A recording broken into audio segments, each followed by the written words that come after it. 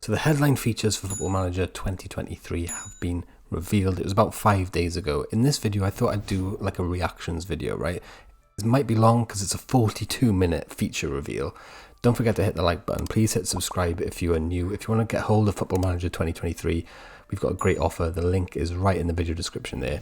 Let's get started because it's a long video. I've not seen it before, by the way. Hello everybody, I'm James Alcott and I'm here at Sports Interactive today to learn about the 5 key headline features for Football Manager 2023. We've got 5 key headline features. Happy days. Let's go full screen.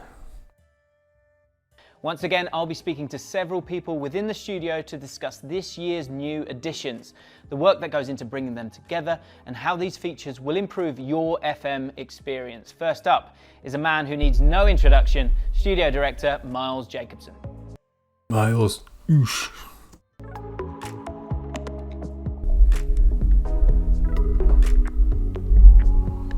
Miles, good to see you again. Great to see you too. Welcome, although really you should be welcoming me. Let's talk about the working practices when it comes to FM23, because a year ago we spoke and the world was a very, very different place. How has it changed for you? So pandemic, right? They're going to talk about the pandemic for a little bit, which is fine. Well, it's been another interesting, challenging year for sure. I mean, you know, the pandemic, some people think it's over, but it's still been affecting us as a studio. We've still had people off most weeks during it, and we have once again had another year of growth and hiring lots of new people into the studio, which has been awesome. It's always good to have new colleagues. And he's got a War Child t-shirt on there, right? So it's a great charity. I'll put a link in the video description to War Child. It's a great charity, right? They put some great music out as well over the years. There was a War Child compilation back in the 90s, which is one of the best compilation CDs I've got, right? So if you could find that, it's called Help. Get a hold of it. It's great. some of those have been working on FM23. Some of them are working on future projects as well. But was that a watch? I just saw a watch. We can have watches now. I wonder if you could have a smartwatch. It's also been a year of success for us. FM22 has been played by more people than have played an FM game before, with well over 3 million people playing the game. We've sold a couple of million copies of it as well, which is great. That means we get to make another one, which is awesome. That's why. So they've got 3 million people playing, but they've only sold a couple of million copies. We're still here today. Recruitment has been one of the most enhanced areas of FM23. How has real life for you sort of inspired those changes? Because FM is always a bit of a snapshot of football in that moment in time. This is something I'm interested in, right? You see a lot nowadays, players agreeing to sign for a team before the transfer fee is agreed, right? You'll always see like on Twitter, oh, Sadio Mane has agreed personal terms with Bayern Munich, just the transfer fee left to sort out. But it's always been the other way around in Football Manager, so I'm so sure this year that they're going to do something about that, right? Because it's a simulation game. It should simulate what we're seeing in real life, right? So we talk a lot about how we talk to football clubs about data and the way that they're using data, have done for many, many years. But what we've done in the last couple of years is actually spoken to them more about how they are using the data directly. So from their perspective, how they are looking at finding players with the data that they have, rather than how we can help them find players with our data. So we've spent a lot of time talking to people who work in recruitment in football clubs, which we've always done anyway, but as the studio's grown, rather than it being me or a few other people in the studio who know people at clubs going and talking to them, we've tried to bring that closer to everyone in the studio. And so every month we interview someone from the football world, but do it very differently to the way that journalists do it, because journalists want to find headlines and stories to be able to put out there to get people to click on their articles, right, and to go and watch them. Whereas all we're interested in is real life football and the features that we are working on. So we basically ask these people, and they might be managers, they might be data analysts, coaches. We had England under-21 manager the other week, directors of football. We're asking them questions directly about what they do that are specific to features that we're working on, some of which are in FM23, some maybe in future games if we get to make them, which hopefully we will do. That is so cool, right? And I hope they get these features into games as soon as possible. It's interesting to see Miles say there basically we're getting all this information about how data analysts, for example, work in clubs, but some might be for future games, right? Meaning maybe the timescale they've got for getting a game out every single year doesn't really match up with the new data they're getting from the interviews they're having with people and having to build features and test features, etc., and make them work nicely in game, right? So that's interesting. And it's become a really important thing inside the studio. So with the recruitment features, it's been a case of talking to people who are scouts, people who are recruitment analysts, people who actually buy and sell the players on a daily basis, so the directors of football, the technical directors, the sporting directors, but trying to get much closer to the reality of the day-to-day of what goes on in those departments. But also, how often do you have meetings with the manager? How often do you have meetings with the owner? And the different structures that go in football. So that's been a really important part of what we've wanted to look at. But I'm not going to tell you how it works in the game because I'm going to let Cyrus do that instead. Absolutely. So lovely to chat to you again. I'm excited to play the game myself and excited to talk about these new features with some of your guys in the next few minutes. Thanks for chatting with me. Thanks. Recruitment revamp. Right then, guys, let's get into the juicy new features. Cyrus joins me right now, game designer, and you've got some good stuff here to tell me about. 4 key aspects, guys, that we're going to talk about here. Cyrus, let's kick off with the first one. We've got 3 key elements and then something that brings it all together right at the end, so stick around, guys. First up is the squad planner. Tell us about the squad planner. Yeah, so the squad planner, as you would guess from the name, it's all about helping you plan your recruitment out for the season. So I've seen a little bit about this over social media. I haven't watched this video yet, but I've seen a few snippets of people in the community talking about the squad planner. So it'd be interesting to see it now when Cyrus talks about it. So if we take a step back and think about how, why did we bring in the squad planner? We were trying to assess how a manager looks at recruitment, what are the key stages of that process for them. So the way it'll work is we've got a brand new area, squad planner. When you go to it, what you're going to see is your whole team, right? And then based on your tactic, every single position, you're going to have all the players ranked in terms of how good they are. And it's important to know this is kind of like a safe space, right? So it's like your secret book, right? Your key striker's not going to get upset when you put him 5th ranked because he'll never know. Right, but your staff will know, and they can then start making, suggestions based on what your planner looks like. So you go in, you can rank all your players, you can see how they look, you can start visualizing where you're strong, maybe where you're weak, and as the planner suggests, start planning for that season. Some of the really cool things is a bit like a dream team. When you're planning, it's maybe not just a play. It's good, but it's basically the squad depth report, right, which we had last year, just maybe changed a little bit by the look of it. It's good. Maybe you've got long-term targets that you're thinking, how would my team look based around this new midfielder? So anyone on your shortlist can be brought into your planner at any time. So you add a player to your shortlist, you bring them into your planner, you can rank them. So that's new. We know I love a good shortlist. Don't forget, guys, F6 takes you to your shortlist. See how they... And talking about youth, we don't only have a current season planner, we have a next season planner and a season after planner, right? So you can be thinking, long term, how is my team going to look in 2 seasons' time from now? The idea is hopefully you've given you as much information as possible so you can really make a great assessment which can help you lead into that next phase, which is planning out exactly what you're going to do with your resources. I wonder if that'll account for players' age. So say I've got a 31-year-old striker and I'm planning 2 years ahead. Will, like, the star rating, for example, on his role and ability, will that decrease over time? You'd expect it to, right? Really love Keep doing.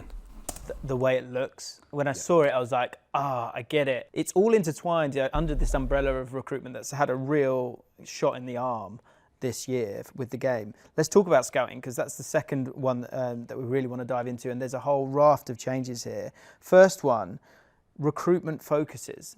There's been a real change on this one, isn't there? So the idea is now we've switched from assignments to this concept of recruitment focuses. So they work in a very similar way.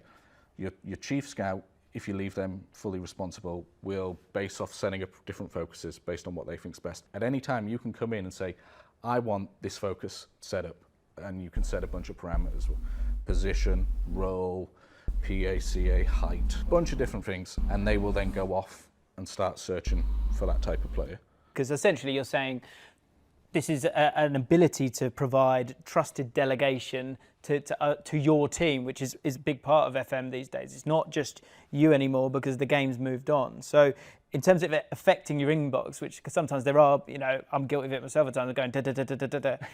There's going to be a strong effect on the inbox? Yeah, well, the idea is to just reduce the noise a little bit, right? As you said, you get that, what we sometimes call like spacebar fever, right? Like, 25 reports. First 2, 3, maybe you pay attention to, but like most things, by the 23rd, I'm clicking through. You know me so well. Yeah, right. So the idea is now that your inbox is something that we should be careful about what we put in there, right? So the idea is your staff have done their due diligence. They've hit the maximum they're going to know on a player, and then they say, this is everything we've got on this guy. It's up to you now, based on this information, where you want to go. So percentages have gone? So percentages have gone completely, yeah. We no longer say this guy's at 88% player knowledge. And the main reason for that is we just wanted to be super clear about how far along in the internal scouting process you are.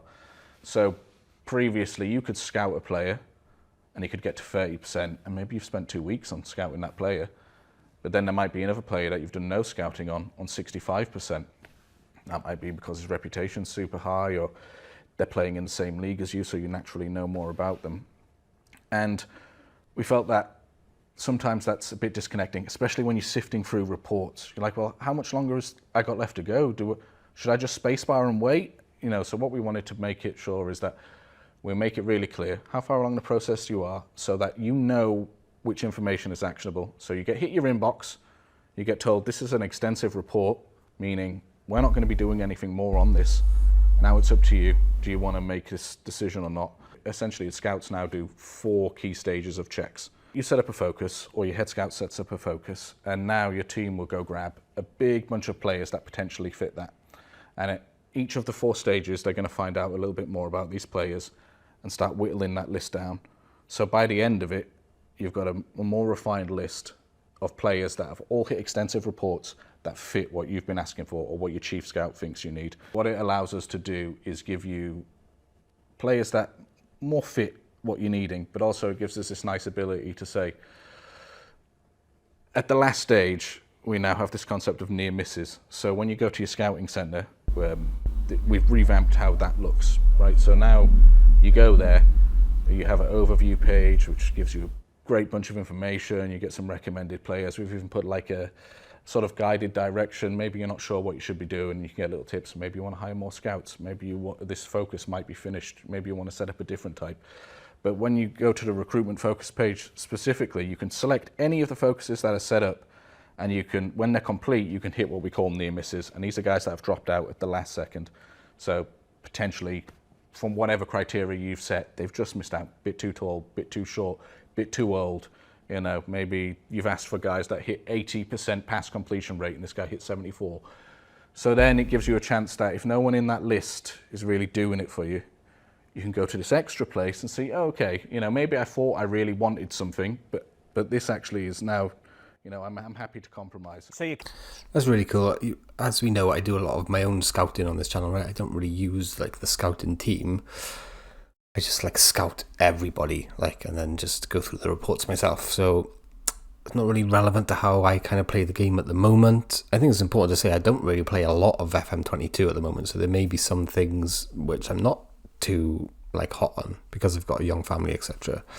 But it sounds like a good improvement, that one. I do like it. Catering for the last. Let's move on to part 3 of this, which is agents. Now we've chatted with Miles about how real life or real football is always being implemented into the game. You're always analysing the game itself to try and make FM as immersive as possible, and agents have become a stronger and stronger part of it, and you've moved it on again. Their influence is being seen in this game this year, isn't it?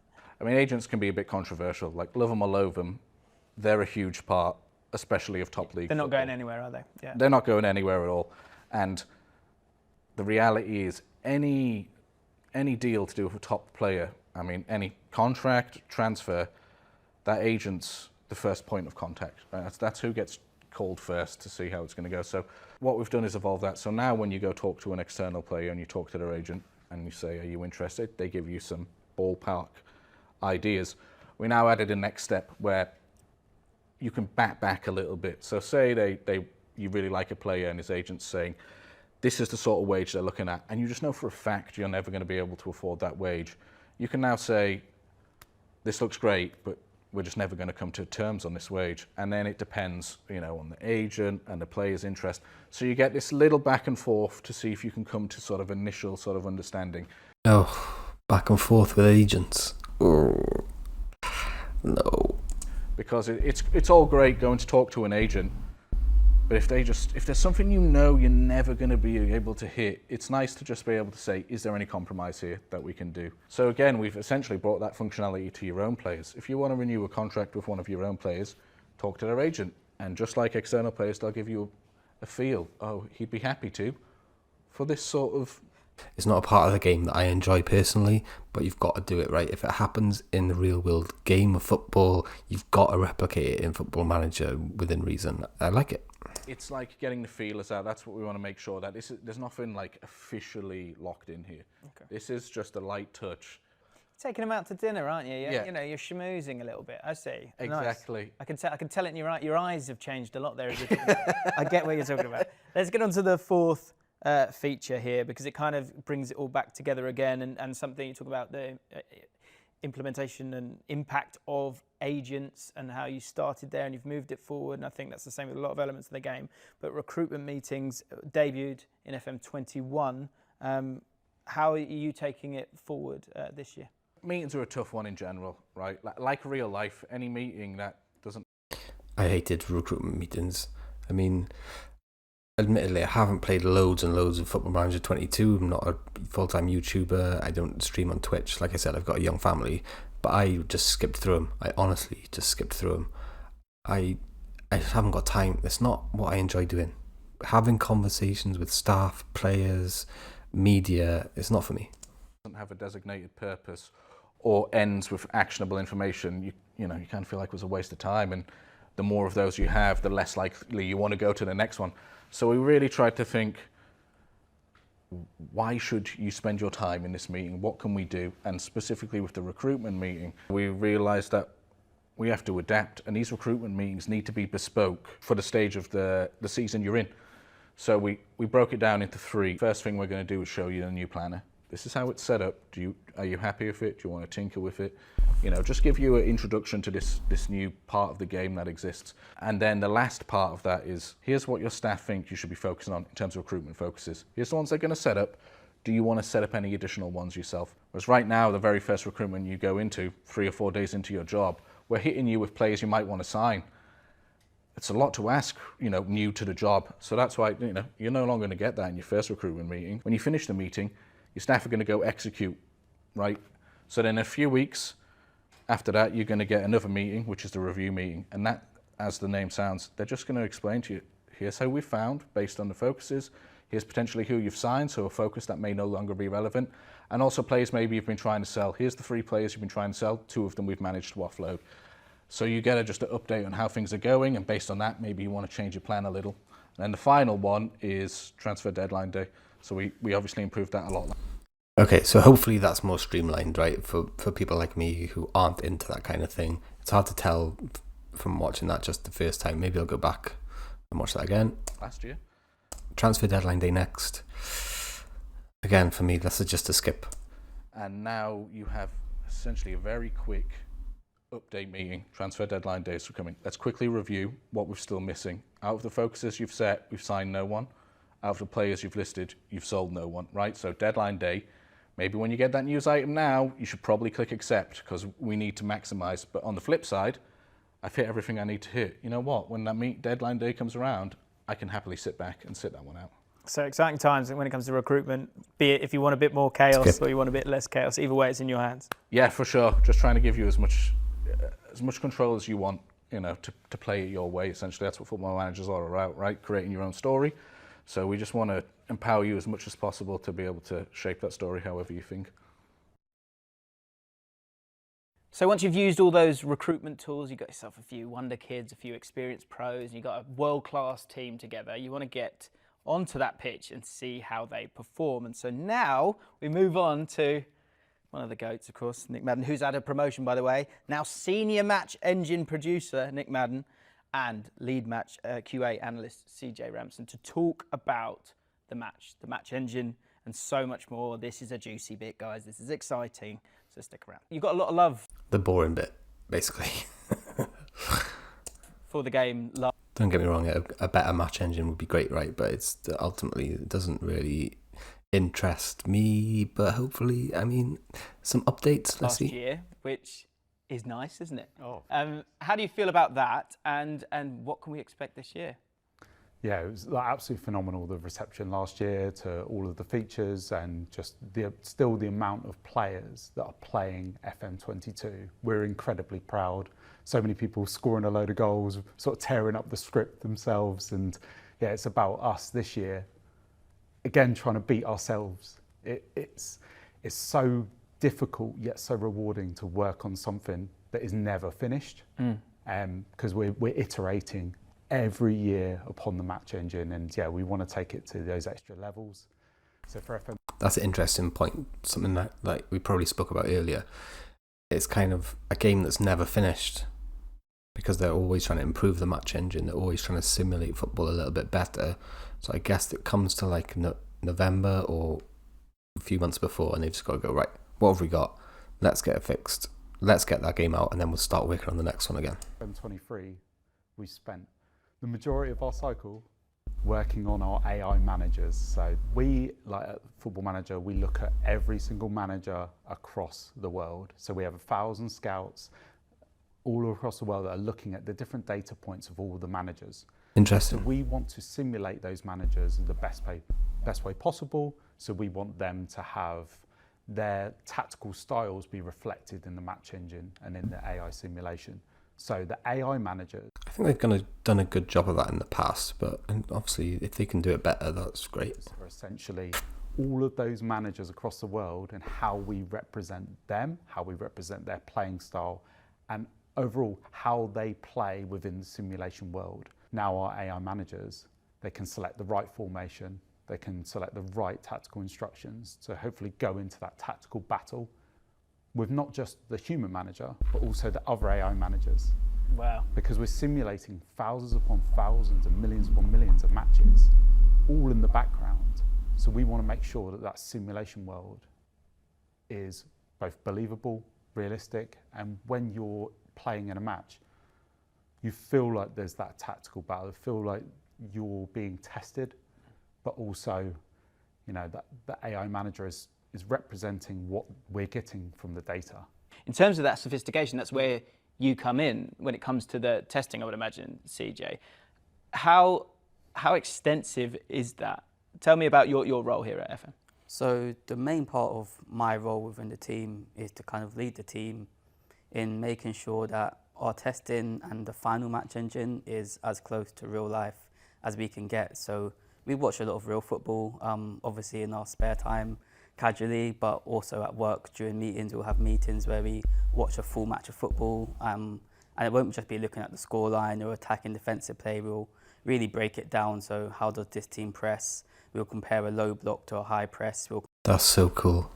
That is such a cool job. Compare different types of manager style to really see, is that reflected in game, and does Football Manager look as close to real life as possible? Along with watching real football as well, we also watch a lot of the match engine.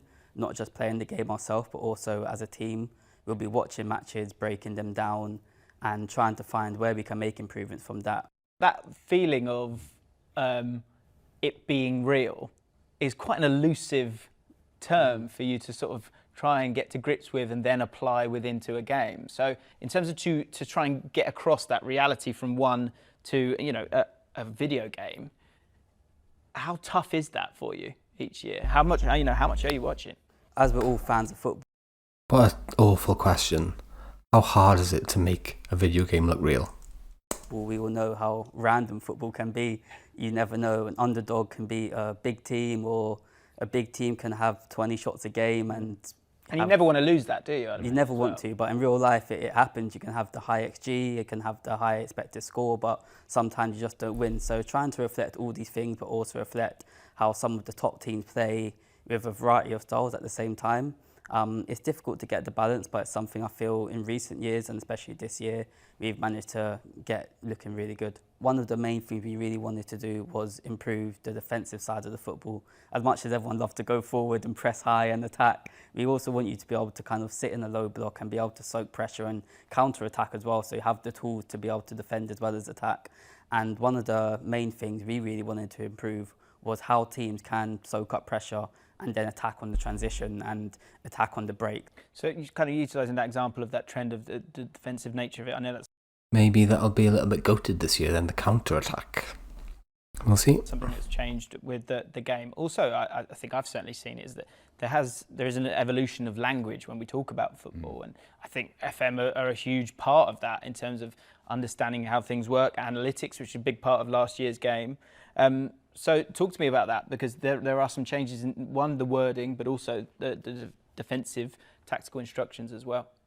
Yeah, so this year we've added in a lot of more instructions to the defensive side. So when our player base, as soon as they load up FM23, they go to the out of possession tactics, they're going to see a change straight off the bat. Nice. I love that. Change to the tactics. Mid-block. The first one is really Low block. trying to simplify the line of That's engagement and the terminology that's used, Trap inside. That's new. because we feel that Cross engagement. That is new. really hard to get across what a much higher line really is and what that represents. So we thought, well, why don't we simplify this, but also make it more football specific, make it more the language that you're hearing on television and by real life managers and interviews. So we've gone for that low block, mid block and high press. So we've simplified that, but also it enables the end user of the game to have more control. When it comes to the players themselves then, talk to me about that. We talk about formation and those broad strokes. What about the players themselves? So yeah, we've made, honestly, numerous of changes to FM23's match engine and our players' decisions. I guess I'll start at the back. So our goalkeepers now, they have the ability to do K blocks and spreads and spread blocks. So our goalkeepers will now look bigger, more intimidating in those one-on-one situations. So it's about them feeling a lot more natural, playing like that goalkeeper that you see, that world-class goalkeeper. They're also much better with the ball at their feet, and the setups for goal kicks, both short and long, we've had to make a lot of adjustments and a lot of improvements there. I think the biggest improvement that people will see is how well defenders deal with the ball aerially, and how they look to adjust their body position to make that header, the trajectory of that defensive header as well. The main thing that I found brilliant this year with our defensive play is not just the pressing, but also the sort of the back pressure. I feel like in previous FMs, the midfielders or the attackers, they didn't really feel that pressure behind them as much. It feels now that with the pressing angles that we've really improved, and also the way that players do tackle, so they won't just go for that slide tackle hell for leather every time. Like they will look to try and, can they intercept? Can they block? Can they poke that ball away? So it's a lot more nuanced, and yeah, especially with that defensive stability, they look to, oh, I can quickly nip in there. Oh, I'll quickly step in and get that interception, and then. It also kind of highlights the limitations that Football Manager has, right? This video. He's basically saying, oh, your players won't just lunge in and slide anymore. Admitting that before, players just lunged in and slided all the time, which is completely out of the control you're trying to have over the team, right? In the way you set up your team as a football manager. Break. So yeah, it will feel a lot more realistic, like those breakups in play and that like sort of chaotic nature of that like midfield zone. That's what we really tried to replicate this year, is the chaos of football, not just the pretty tiki-taka, like it is about like making the engine feel believable. As we spoke about the animation engine last year, and I remember your face lighting up as you had to tell me about it. What's happening this year with the animation engine? Yeah, so talking about the animation engine last year, I was so excited because it was the foundations. Like the new engine was the foundations for us to go forward. And this year we have overhauled all of our on-ball actions. So last year we touched a bit on it with the dribbling first touches. We've overhauled the selection criteria for every single action that you have in the game. Well, I hope it looks better, because it doesn't look realistic at the moment, does it? It's nowhere near things like FIFA, for example, which makes you wonder why. Why isn't it anywhere near FIFA? On the ball, so that it really looks at anything where it could be the ball incoming speed, the ball outgoing speed, where the ball is coming from, where it needs to go next. Hopefully our fans will see that the kicks now, any sort of pass, finish, there's a lot more variety in there, but also it feels a lot like more realistic to the context of what's going on. You know, a player playing it with the outside of the foot versus the inside of the foot. There's so much collaboration with our AI team and the animation team, because, you know, the first time that It needs to look so much better, doesn't it? Let's be fair. I mean, I'm sure it's really, really hard and everything, and I'm sure they're doing a great job. But why doesn't it look better? It looks the same every single year. Collaboration with the AI changes and being welcoming of, we're making these AI changes, we need it to look good as well. I guess the final question for... I still prefer the 2D match engine, right? I don't really like the 3D. I don't really think the 3D one is any good. I don't think they've improved it since it first came out, really. I mean, that's probably not true. I thought they've obviously improved it since it first came out, but I don't think like it's been leaps and bounds since it first came out. It's still not natural, is it? For me to ask, you excited this year? It just feels a lot more real to me, and I'm really excited about it. Our testing team are much harsher than even people in the public, so we have very high standards of ourselves, so we want it to be the best yet for our fans. FM23 is on its way, as is the UEFA Club competitions being fully licensed in this new game. Danny Quinn, the licensing producer, and Ria Graf, the junior game designer, join me now to celebrate that fact. So obviously we know about this already. We've got Manchester City, Juventus, we've got the Champions League, etc. So I'm assuming they're going to talk about this at length, which could be a little bit boring. So let me just skip through it a little bit. Okay, let's have a look at this. Oh, that looks nice. Maximise the value, not just for us, but for the user as well. Is there any other visual elements you immediately think of with UEFA competitions? Well, so I guess two things. One at the start of the game, one at the end of the game. One would be how the players come out. Again, you kind of utilise that music within that. So I'd be intrigued to know if that's become a part of it. But I guess that I'm a stickler for trophy lifts. They've got to be done right. And are either of those going to be sort of affected by this? Yeah, both. So player walkouts, you're looking at the match day props. So things like, you think of the Champions League, you think of the star ball and the centre circle. And that's the same with all of their competitions. We're making sure those are included in the walkouts. With trophy lifts, we've got bespoke trophy podiums for each of those competitions this year. So each of those will look and feel like the real thing when you're there, or as much as we can do. That's very cool. And then even down to things like sleeve patches.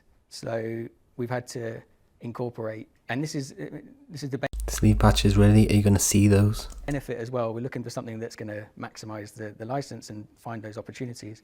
But some of those extra opportunities trickle into our other licenses as well. So we're having to have sleeve patches that are dynamically changed depending on the competition you're in. By having that feature having that technology available to us, functionality, it means that we can apply that. You mentioned QPR and on your save. If you leave the Championship, you'll no longer wear the Championship sleeve patch. If you were to get relegated, you'd wear a League One sleeve patch. I did that. Yeah, we didn't need to go down that road. Even if you got promoted as well, you still get the Carabao Cup ones. But it's those that making sure that they all dynamically show the correct competition you're in as well, because we wanted to make sure that was possible for the Champions League.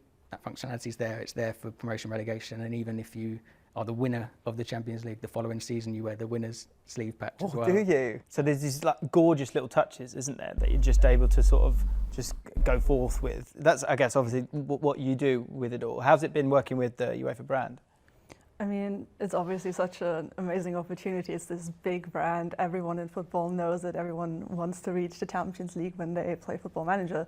So to have the opportunity to take some of that excitement and add it to our game has just been so great. We were talking about the cup draws before we started filming, and you were saying some lovely stuff about that feeling of celebration and what it will bring this year.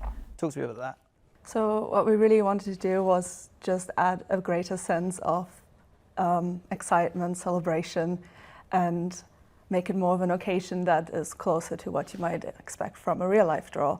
So we really wanted to move away from just a list that appears sometimes in the game and make it a real event. So we've made cup draws a full screen experience this year, and we don't just want it to be another feature that you skip away from. So everybody's going to be skipping away.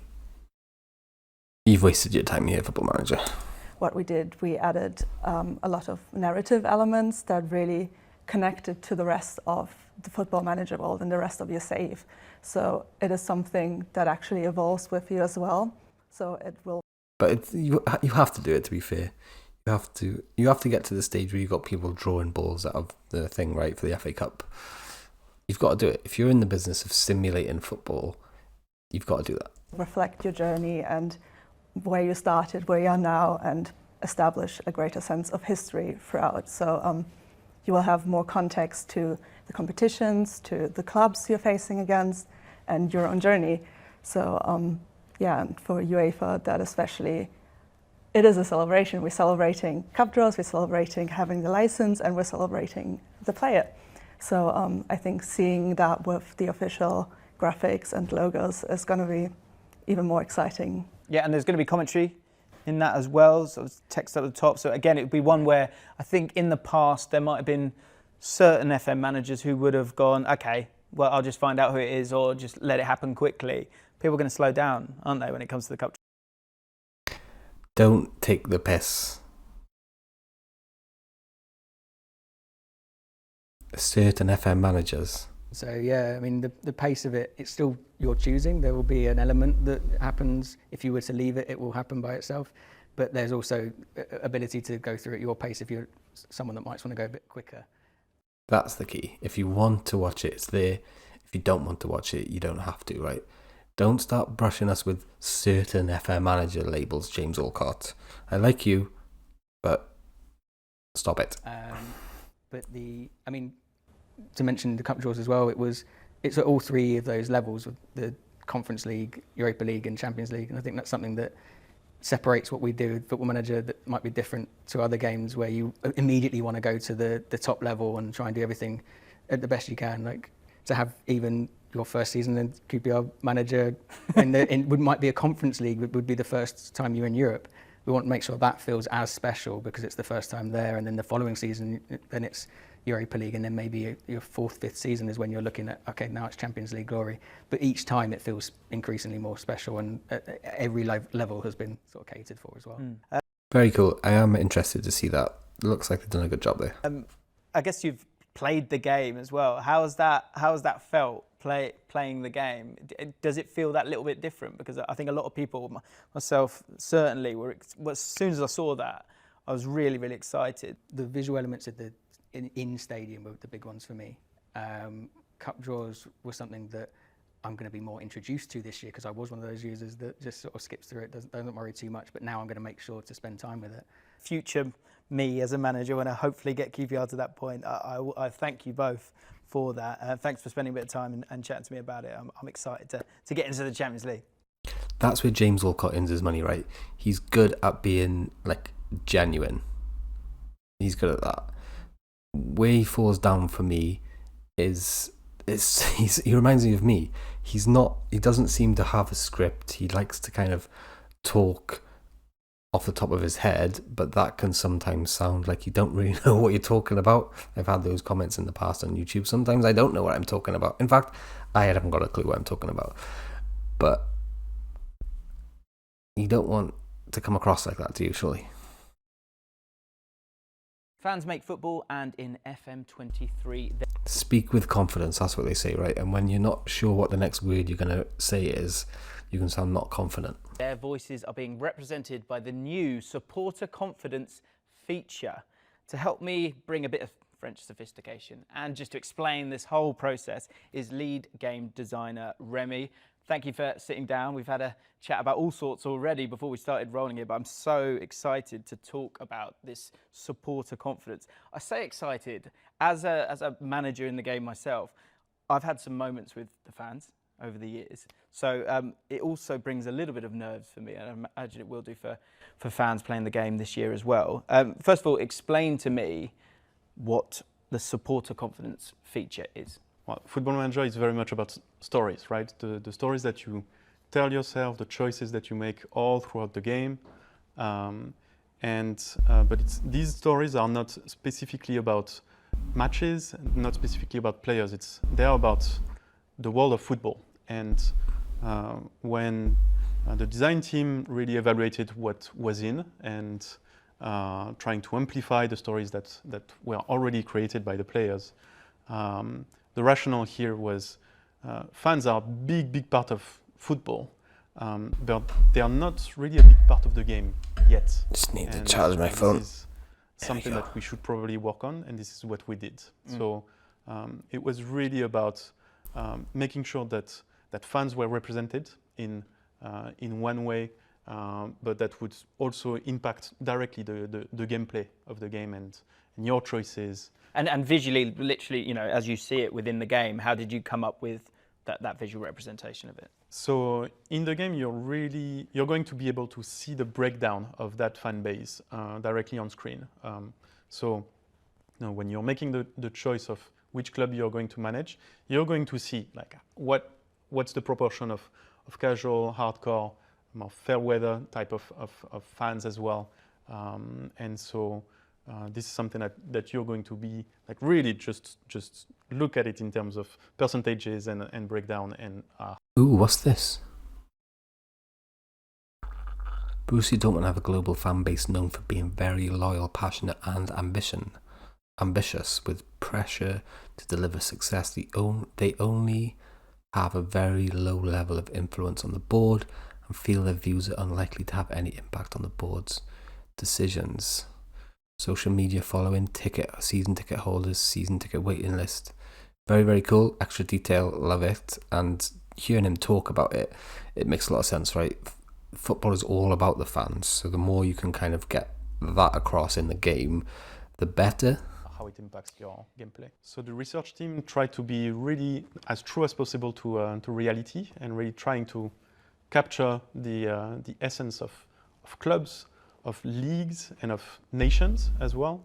We know that football have a vastly different cultural impact in different countries. The research team really tried to capture all of these key differences with some parts of the research that will be directly... Let's skip forward.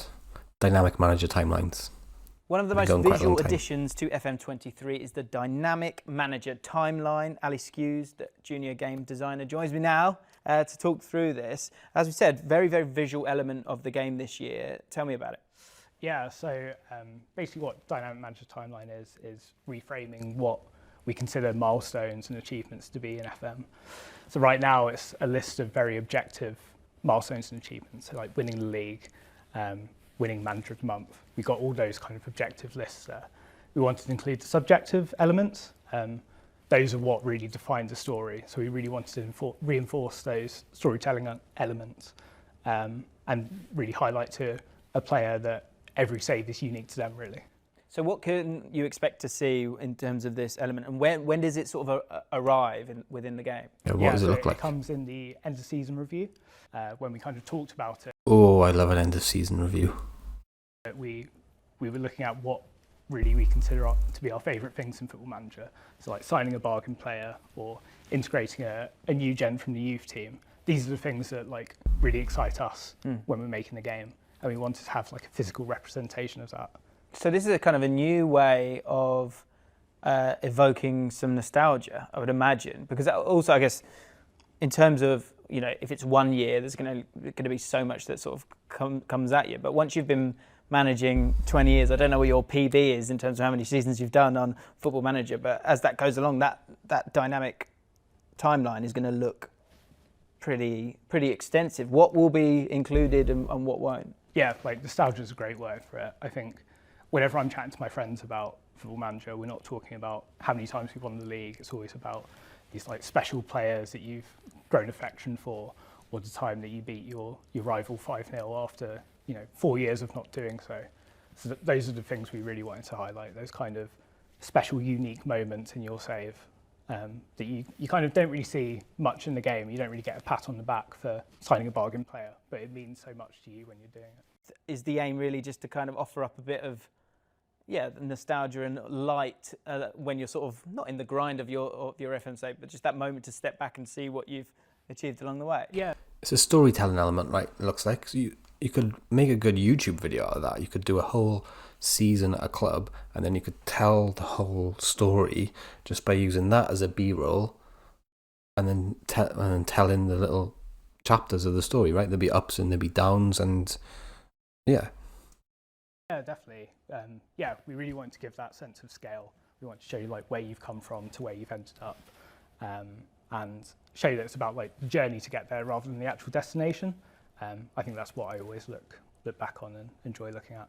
And in that save, I'd imagine there's memorable moments, but memorable players as well. Who's the guy? Who was the guy in that save? The guy for me, it was Felipe Greco, who played as number 10. I think he had like 18 techniques, so he was just like a beautiful player to watch.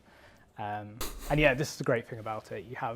When you have these kind of wonder kids who perform miracles for you, you see that reflected on the timeline. If they're breaking records, if they're the youngest player to ever score for your club, you'll see that represented, and you can look back on it and remember where Felipe Greco started from, really. Yeah, and keep an eye on him, I guess, as well. Exactly, yeah. This is lovely, isn't it? I think the dynamic manager timeline, I think it allows us, we've spoken about so much, and you like getting into the weeds of recruitment or AI or the match engine, but this is where we want everyone who's on FM, they want to get to this point where they've got a nice dynamic manager timeline to look at and enjoy those great moments. Thanks so much for chatting with me, Ali. Loved it.